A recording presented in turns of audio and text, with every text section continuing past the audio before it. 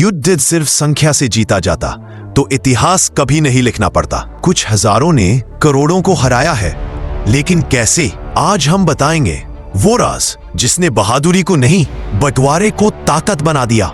मुगलों या अंग्रेजों के आने से पहले भारत बेहद अमीर था। सोना, चांदी, मसाले, रेशम, दुनिया की नजर यहां पर थी।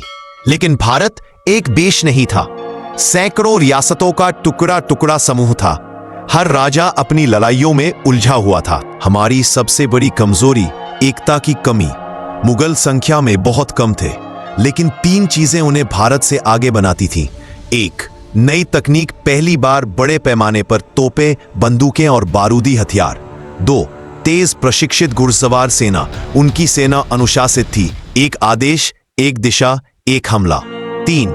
राजनीतिक समझ, भारतीय राजाओं के आपसी विवाद मुगलों के लिए सबसे बड़ा हथियार बन गए। यही वजह थी कि कम होने के बावजूद मुगल धीरे धीरे पूरे उत्तर भारत पर छा गए।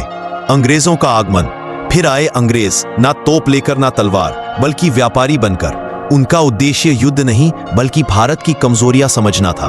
अंग्रेजों ने सबसे पहले देखा भारतीय एक दूसरे के खिलाफ खड़े हैं और वे बोले, जहां 2 लोग लड़ रहे हों हम जीतेंगे।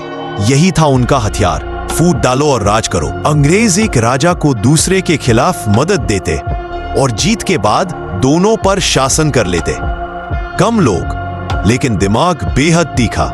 भारतीय सेना बहादुर थी, लेकिन हथियार पुराने थे। अंग्रेज नई तकनीक लाए, राइफलें, तोपें, स्टील की तोपें, टेलीग्राफ, रेलगाड़ियां, तेज जहाज। उनकी सेना कम थी पर तीव्र और संगठित थी। अंग्रेजों ने सिर्फ लड़ाई नहीं लड़ी, उन्होंने दिमाग जीता। नए कानून, नई अदालतें, नया प्रशासन, सब कुछ ऐसा कि लोगों को लगे शायद अंग्रेज ही व्यवस्था संभाल सकते हैं।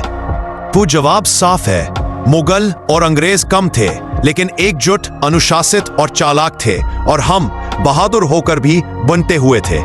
यही वजह है कि कुछ हजार लोगों ने करोड़ों भारतीयों पर राज किया। इतिहास हमें सिखाता है, अगर एकता हो तो दुनिया की कोई भी ताकत भारत को झुका नहीं सकती।